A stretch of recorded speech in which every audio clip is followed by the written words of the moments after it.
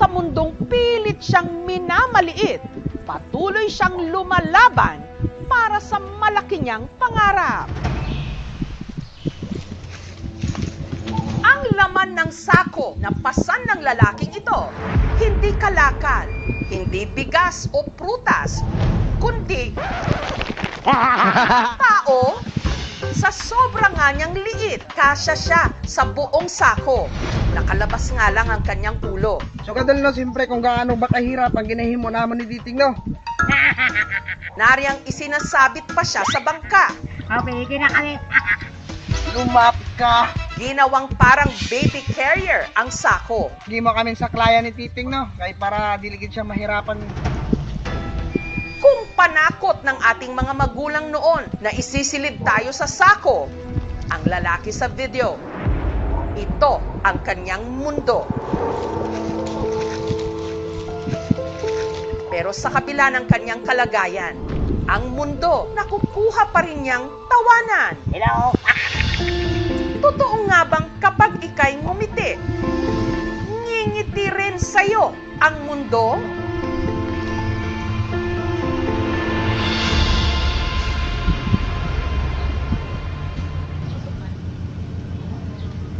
Tislay kung sabi ma. Ang lalaki nakatira sa Aroroy, Masbate.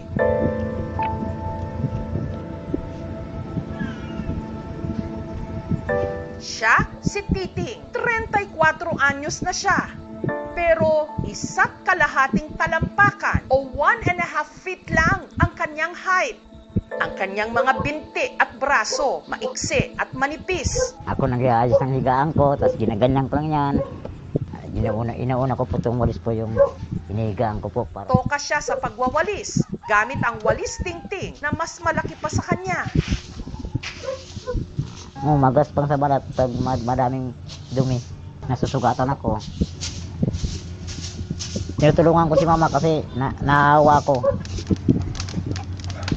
Ang kasama ni Titing, ang kanyang nanay Marquita at tatay Elmerio, pareho na ring marurupok ang katawan, dala ng katandaan. Ito po yung nadudumihan ko pag palagi akong nagagapang.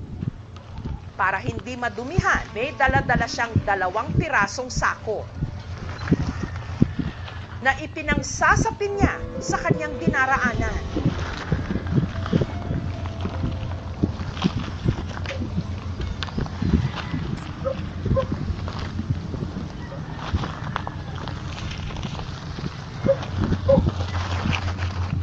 Ginalagay ko pa, binabuklat ko tapos gapang.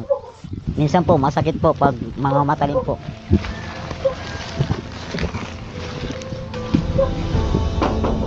Ayo, te. Nandito ka na pala. Gayunman, may mga bagay raw na hindi talaga kayang gawin ni Titing na mag-isa. Mabuti na lang at nakaalalay ang kanyang ate Marilyn. Masakit na. Adoy. Kung magpaligo po ako, paigi po ako sa kapatid ko.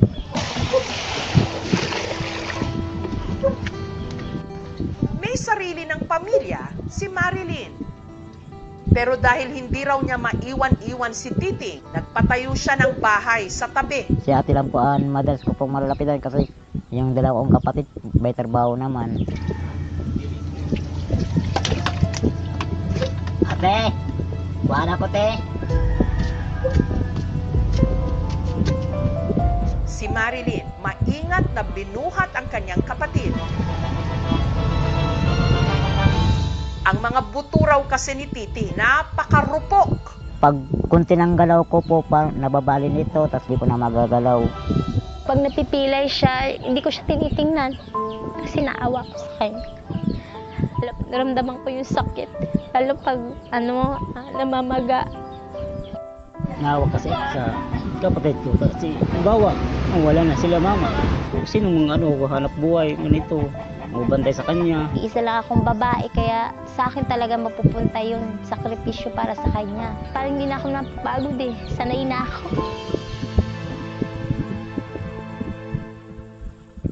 Normal naman daw noong ipinanganak si Titing, pero naaksidente siya nung siya'y magdadalawang taong gulang. Mula noon, hindi na raw siya nakalakad. Ako po yung nagdadala sa kanya, nagbubuhat, sinasaklay ko po siya dito. Lalakad po kami 2 kilometro. Mabigat po, kaya kailangan ko pong huminto-hinto rin. Naawa na ako sa ate ko kasi yung dinadaanan pa namin, maputik tapos madulas po. Sabi ko, te, habo na ako te mag-eskwela te. Naawa na ako sa'yo.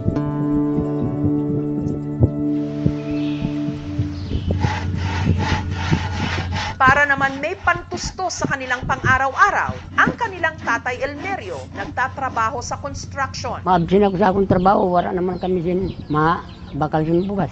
Aawa nga ako, sana pikor sana kung nakakalakad na po kung nangganiting buwan ng mga bata po. Sinubukan daw noon ni Titing na maghanap ng trabaho. Nariyang sumama sa kapatid niyang si Antonio sa minahan. Kinaangat ko na yung plangka tapos nag-aawas na yung tubig tapos baba ko naman. Minsan po may uga kami 2 fight weekly po. Si Titing naghanap ng ibang trabaho. Kaya nakakita ko yung cellphone may nag-repair. Kung gusto ko mag-apply, sabi niya, itandid na yung buwan. Sabi ko, hindi na padagdagan ng kahit konti. Sabi niya, ganyan ka na nga, mapadagdag ka pa. Ang misconception kasi nila sa mga persons with disability, walang kakayanan, wala siyang alam, at wala siyang magagawa. Masakit. Kahit ganyan yan, mahal na mahal namin yung kapatid namin yan. Sabi ko sa sarili ko na kung maghina akong loob, yung mga pangarap ko sa mga magulang ko hindi ko matutupad.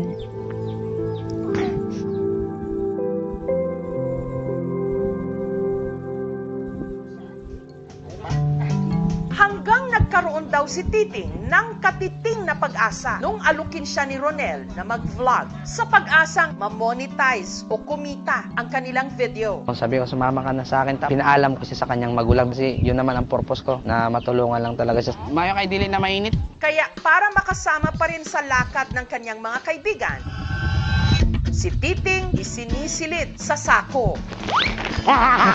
Sa kalagayan ko hindi na ako makakanap ng iba ng trabaho po kasi pinasok ko na po yung pawablog po. Hello!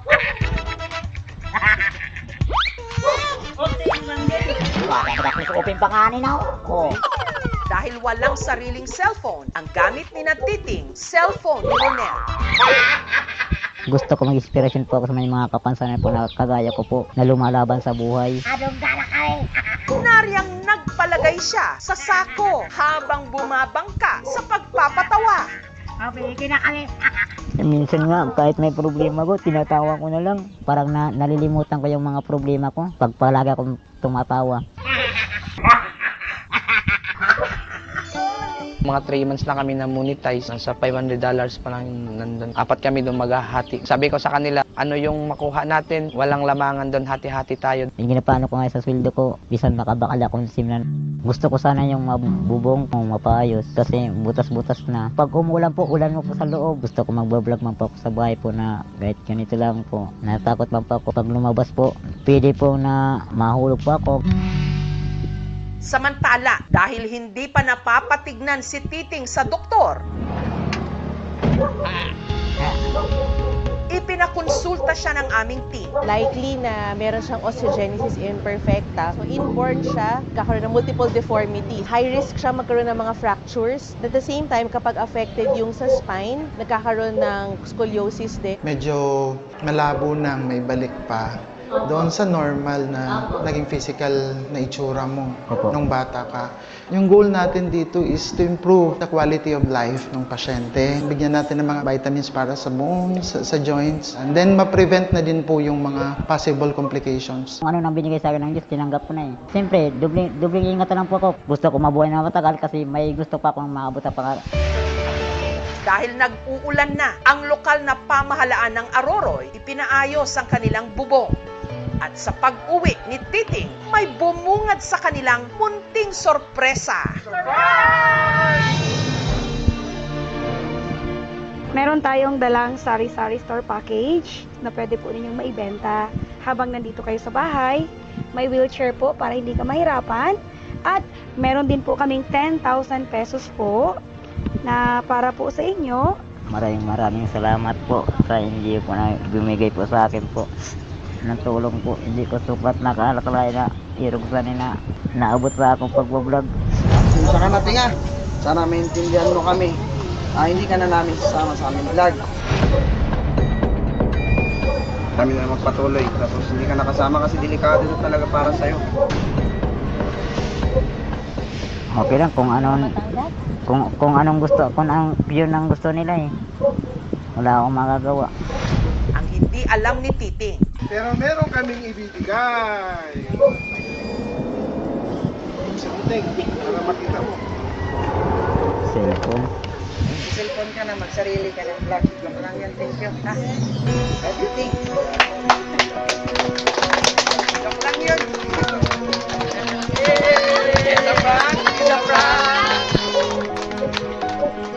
Saka ko meron nila, hindi ko matanggap na magburulag kami.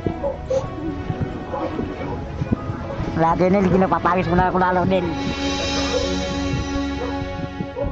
Nangako rin ang Schools Division Masbate Province na tutulungan siya para maipagpatuloy ang kanyang pag-aaral.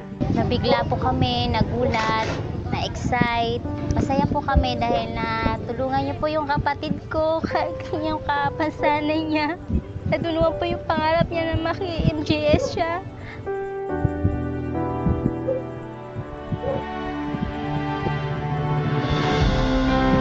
Nagbago na yung kung hero namin po. Yung nagpa na po yun, format na po. Meron tayong tinatawag na Republic Act 10524 sa lahat ng government offices. Dapat mag-hire sila ng 1% na persons with disabilities sa mga opisina. So in case na matapos po niya yung computer na gusto niya, possibly mabigyan din siya ng opportunity na makapagtrabaho sa lokal na pamahalaan ng Aroroy. Ang mga taong may kapansanan ay hindi lang isang kakatawanan o kinakaawaan. Instead, makikita nila yung kakayanan. May mga kakayanan kami. Kami po ay parte rin ng pag-unlad ng ating komunidad. Kahit malit pa po, patas kong pangarap ko po. Sa mundong madalas limutin ang mga maliliit, naroon si Titing, munti at mahina man ang katawan, determinado at matapang. At sa bawat sakong isinisilid siya, bit-bit niya ang paalala. Ang katauhan hindi nasusukat sa laki ng katawan, kundi sa tibay ng loob at sa kakayahan na gumawa ng paraan para maabot